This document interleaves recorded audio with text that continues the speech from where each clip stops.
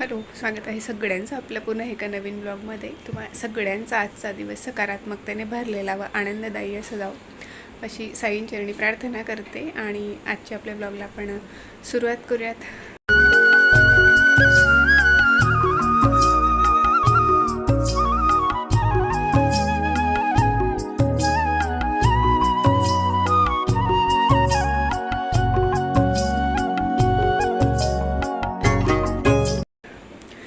तर तब्येत जरा मध्ये बरी झाली होती 2 दिवस आधी, आणि परत नंतर आता जाम झाली. तर आज पुन्हा डॉक्टरांकडे जायचं आहे. स्वयंपाक केला आहे आज कसं तरी बसून, त्यामुळे आजचा जो काही व्हिडिओ आहे तर तो एकाच ठिकाणी तुम्हाला बघायला भेटेल, कारण मी फक्त स्वयंपाक केलेला आहे. इतर कुठलीच कामं मी आज केलेली नाही आहेत. स्वयंपाकसुद्धा बसून केलेला आहे. आणि सारखं सारखं बाहेरचं, आणि डॉक्टर बोलले होते की वरण भात भाजी पोळी असं घरचंच घ्या म्हणून. तर भाजी पोळी तर सध्या जात नाही आहे, पण वरण भातच खावं असं वाटतो आहे नुसता. आणि बाहेरचा काही म्हणजे व्यवस्थित लागत नाही, तर आज मी घरीच बनवलं आहे आणि मटकीची भाजी बनवली आहे. आणि पोळ्या म्हणजे उभं राहिलं जात नव्हतं, त्यामुळे पोळ्याही बनवल्या नाही मी. तर आमच्या शेजारच्या ताई आल्या होत्या, म्हणजे त्यांच्याकडे मी सांगितलं होतं की 2 पोळ्या फक्त आऊनसाठी पाठवून द्या म्हणून, कारण मला आणि आधीला भातात होतं. तर आता त्या पोळ्या देऊन गेलेल्या आहेत. आता 1 वाजत आलेला आहे. आता आधी जेवणं करतो, आणि एवढंच काय ते आहे. जमलं तर मी याच्यात आधीची क्लिप ॲड करेल. तर बघूया आता कुठपर्यंत आणि किती मिनिटांचा ब्लॉग होतो ते, पण तुम्ही शेवटपर्यंत नक्की बघा. तर मला जसं जमत होतं तसं मी थोड्याफार क्लिप घेऊन ठेवायचा प्रयत्न करत होती. तर आता मला माहिती नाही, हे 2-3 दिवस झालेत हे शूट घेऊन. कोणत्या दिवसाचे आहे असं नेमकं माझ्या लक्षात नाही, पण आधीचा टिफिन मी इथे बनवत होती. आणि रात्रीला म्हणजे ह्या दिवसाच्या आदल्या दिवशी रात्री मी आमच्याकडे गंगाफळ म्हणतात, इकडे डांगर म्हणतात, तर ते डांगरची भाजी बनवली होती. आणि असं म्हणतात की सीझनमध्ये जे काही फळं येतात किंवा भाज्या येतात तर त्या म्हणजे खायला हव्या, चांगलं असतं शरीरासाठी. पण आधी मात्र करटुलेही खात नाही आणि ही डांगरची भाजीसुद्धा खात नाही. तर मग मी करटुल्यांचं तर त्याला डायरेक्ट सारण भरून पराठा बनवते, पण ही भाजी जरा सॉफ्ट असते डांगरची भाजी, म्हणून मग मी रात्री नाही खाल्लं तर दुसऱ्या दिवशी सकाळी त्याला अशा पद्धतीने भाजीमध्ये थोडंसं बेसन पीठ, थोडंसं गव्हाचं पीठ आणि थोडंसं मीठ घालून पाणी न घालता कणिक मळून घेतली, आणि अशा पद्धतीने त्याला टिफिन रेडी करून दिला. सोबतच खाली जे काही म्हणजे एक पेरू कट करून दिला होता, आणि एका छोट्याशा कागदाच्या पोडीमध्ये त्याला मसाला पेरूसोबत खायला तो बनवून दिला होता. म्हणजे तुम्हाला बियाणे मला आणायला, मग पेरूमध्ये बियाणे राहत का? अरे तसं नाही ग, हायब्रिड पण भेटते ना विदाउट बियावाला. बिना बियांचा पेरू कुठे ऐकलंय तू? हे आता हायब्रिड भेटता. दाखव बरं, मला आणून दाखवशील? ठीक आहे, उलट पिंक कलरचा पेरू आहे, माहिती का? चांगला आहे ना पिंक कलरचा. गोड पण आहे. तुला माहिती ना मम्मी मस्त लेक्चर राहिला होता ना, माझ्या मित्रांनी ना कैरी आणली होती, त्यांचं कैरीचं झाड हे होतं ना, त्यांना त्यांच्या म्हणजे खूप सारे बाग आहे ना कैरीचं त्यांचं, त्यांना कैरी आणली होती त्याने. ठीक आहे, माझं ते मसाला दिला होता ना तू, ते राहून गेला होता. कोणता? पेरू सोबत खायचा. मी ना सकाळी चाट मसाला त्यात घालायला विसरले, पण अरे एवढा क्लास लागत होता ना, काय सांगू तुला. सांभाळून बरं का, चाकू खूप शार्प येतो. काढ त्याच्यात. मी नाही घेणार भाजी आहे तुमच्यातून आता. तर सकाळी आधीच्या टिफिनमध्ये जे पराठे दिले होते तर त्यात म्हणजे 4 पराठे झाले होते. तर आधीला 1 दिला होता, आणि जे काही 3 होते तर त्यात आम्हाला झालं होतं. मी तर अर्धाच खाल्ला होता, पण मग गोळ्या घेण्यासाठी तुम्हाला खायला लागला होता, तेवढंही जात नव्हतं. मला वरण भातच खायचा होता, पण सारखं म्हटलं, आणि वरण भातही म्हणजे वरण भात नाही, दाल खिचडा त्यांनी बाहेरून आणलेला होता, तर ते होतं माझ्यासाठी. तर ते म्हणाले की रात्रीचं नको खाऊ, आज परत तुला दुसरं आणून देईल, तर जे काही ताजं अन्न आहे ते खा. तर थोडा अर्धा पराठा मी खाल्ला होता, आणि त्यानंतर मग गोळ्या वगैरे घेऊन झोपून घेतलं होतं. आणि संध्याकाळी मग आधी म्हणजे 2-3 दिवसांपासून घरात कसं आहे ना, आपल्याला म्हणजे करत्या बाईला बरं नसलं की सगळ्यांची खाण्याची वांदे होतात. तर तसंच काही ना काही शॉर्टकट चाललं होतं. आणि 2 दिवसमध्ये म्हणजे माझ्यासाठी ते खिचडी, दाल खिचडी असं 1-2दा त्यांनी बाहेरूनच आणली, मी नको म्हणत होते तरीसुद्धा. तर काहीतरी चांगलं कर मम्मी, टेस्टी कर. तर पनीर होतं, घरीच बनवलेलं होतं ते, आणि 2 दिवस झालं होतं, तर फ्रीजमध्येच होतं. आणि जर का आपण घरी फ्रेश पनीर बनवतो तर ते शक्य तितक्या लवकर आपण त्याची भाजी बनवायला हवी. खरं तर त्याची टेस्ट खूप छान लागते, असं चिवी होत नाही पनीर भाजीमध्ये. आणि मी तर म्हणजे सुरुवातीला तळून घालायची, पण आता बरेच दिवस झाले मी तळत नाही पनीर, आणि थोडंफार 1-2 क्यूब असं भाजी झाल्यावर वरण किसून सुद्धा घालते. तर ती भाजी बनवलेली होती.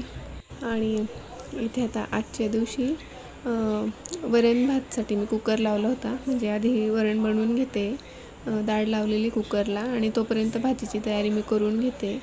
तर मटकी होती माझ्याकडे फ्रीजमध्ये, इतर दुसऱ्या कुठल्याच भाज्या नव्हत्या. शिमला होती आणि फ्लावर होतं, पण मग ते म्हणजे माझं असं चाललं होतं की संध्याकाळी पावभाजी वगैरे करूयात, म्हणजे तोंडालाही जरा चव येईल.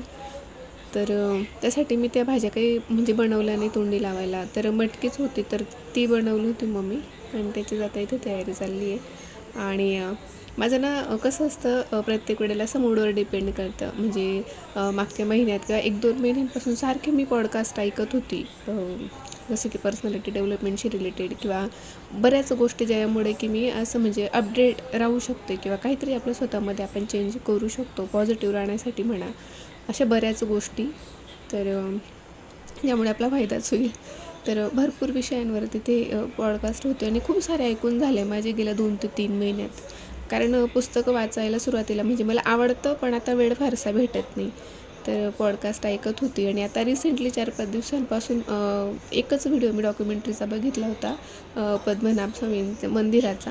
मग त्यानंतर त्याच्यात मला एवढा इंटरेस्ट आला की मग त्यानंतर महाकालेश्वर मंदिर, तिरुपती बालाजीचं मंदिर, कैलाश पर्वत, असे वेगवेगळे डॉक्युमेंटरीज मी ऐकते. आणि आता बरं नसल्यामुळे जास्त वेळ आराम होतो, तर मी लावून देते आणि बाजूला ठेवून देते माझ्याजवळ, म्हणजे तेवढंच आपल्या नॉलेजमध्ये भर पडते. आता असं नाही की सगळ्याच गोष्टी खऱ्या असतात, किंवा पण मग सगळ्याच खोट्यासुद्धा नसतात, बऱ्याच गोष्टी आपल्याला माहिती होतात, आणि त्यामुळे मग मी ते ऐकत असते. तर इथे सोबतच मी आता अहोसुद्धा घरी होते, तर त्यांच्या फोनमध्ये मी डॉक्युमेंटरी ते लावलेली होती, आणि बसूनच आज स्वयंपाक चालला होता, कारण अजिबात उभं राहायला मला होत नव्हतं. 1-5 मिनिटांपेक्षा जास्त उभी राहिली की मला म्हणजे चक्कर आल्यासारखं होत होतं. सारखं खिचडी भात खाऊन खूप कमजोर झालेली होती, अशक्तपणा आलेला आहे.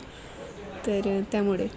आणि काल परवा मी परत म्हणजे एकदा वरण बनवलं होतं, तर एवढं घट्ट झालं होतं वरण, पण घट्ट, कारण त्या दिवशी मला अजिबात काही म्हणजे असं उमजतच नव्हतं काही की काय करते. मी केला होता फक्त करायचा म्हणून स्वयंपाक, तर एवढं घट्ट वरण झालं होतं. आणि भातही लावला तर तो पूर्ण दाणेदार, मसाला जिरा राईस वगैरे आपण करतो तसा. तर म्हणजे खाऊनसुद्धा मला असं जेवल्यासारखं वाटत नव्हतं, आणि ते खाऊच वाटत नव्हतं मला. कारण आपल्याला कसं थोडंसं बरं नसलं की असं गुडगुडीत भात खायला जरा बरं वाटतं, थोडंसं पातळ असं वरण. एक वेळेस वरण घट्ट असलं तर चालेल, पण भात असा गचका हवा, जसं की आपण लहान मुलांना खाऊ घालतो. तर त्यामुळे आज मी ते सगळं लक्षात ठेवून वरणमध्ये सारखं 2-3दा पाणी घालत होते की एकदम घट्ट नको व्हायला ते शिजल्यानंतर. तर वरण बनवलं, आता भाजीची तयारी करते आहे. आणि भात फक्त मला लावायचा होता. आमच्या शेजारच्या ताईंचा मला म्हणजे मी त्यांना फोन केला होता की मला 2 पोळ्या द्या असं अहोंसाठी म्हणून फक्त, कारण कणिक मळून आणि 2 पोळ्यांसाठी ते थोडं कंटाळवाणं वाटत होतं मला. आणि अहो बोललं की मी भात खाऊन घेईल, पण म्हटलं लास्ट टाईम मला बरं नव्हतं तेव्हा ते खूप रागवत होत्या की तुम्ही बाहेरून मागवलं, आईला बोलवलं, मग आम्ही काय कामाचे सांगायला पाहिजे हे ते. तर मला एकदम लक्षात आलं नाही. आणि माझं कसं आहे ना, ज्या माझ्या मैत्रिणी 2-3 जणी त्यांच्या मागे लहान मुलं आहेत, तर मलाही सांगावं असं वाटत नाही.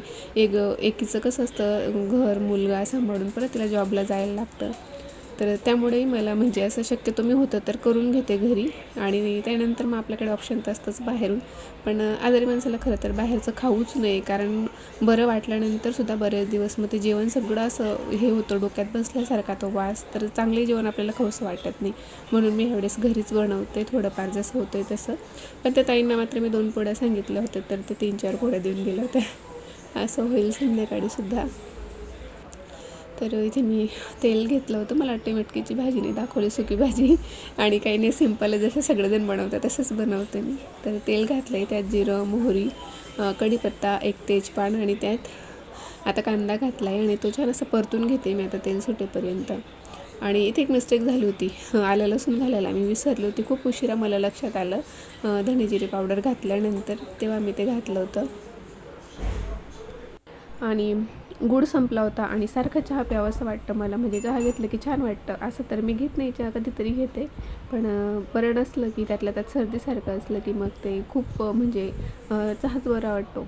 तर कालपासून गूळ नव्हता घरात, तर चहाच नव्हता घेतलेला मी. साखरेचा तर अजिबात घेत नाही. एवढा काही फरक नसतो त्यात गुळामध्ये आणि साखरेमध्ये, पण ते काय आपल्या मेंदूला आपण इन्स्ट्रक्शन दिलेलं आहे की साखरेपेक्षा गूळ हेल्दी असतो असं. खरं तर तसं काही नाही आहे, पण मग ठीक आहे म्हटलं असो. तरी पण मी चहा नव्हता घेतलेला. तर हा अहोनी रात्री आणून ठेवलेला आहे आणि कट करायला म्हणजे हात, आता मी नुसतं चमचा हलवते भाजीत तरीसुद्धा माझा हात तिथे दुखत होता शोल्डरमध्ये, कळ लागत होते हाताला विकनेसमुळे. तर तो मी कट करायचा तसंच ठेवला आणि नाही सांगायला विसरले, पण आता सांगते त्यांना नंतर. आणि तेवढा गूळ कट करून भरून ठेवते.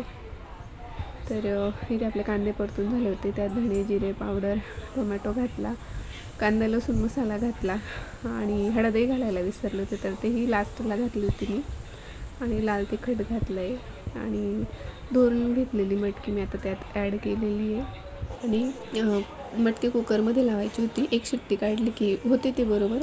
पण मग भांडी जास्त भरायची नव्हते, कारण आधीला धुवायचीत भांडी, बिचारा स्कूलमधून येईल आणि एवढं त्याला म्हणजे धुतो तो भांडे आता बऱ्यापैकी, पण कुकर वगैरे अशा मोठ्या गोष्टी मी शक्यतो त्याला देत नाही, कारण माझं जर सिंक ते कोपऱ्यात असल्यामुळे आणि नळ खूप मागे, तर एका पायावर असं वजन पडतं, म्हणजे मलाच त्रास होतो. आणि तो आहे त्याची हाईट बऱ्यापैकी, पण तरीसुद्धा नको म्हटलं मी. असं जड फारशी कामं त्याला नाही सांगत, आणि शक्यतो मला बरं नसतं तेव्हा मी त्याला थोडंफार एक्स्ट्राची कामं सांगते, नाही तर बेसिकच आपलं त्याचं सुरू असतं थोडीफार मदत करणं, तो पण फ्री असेल तर.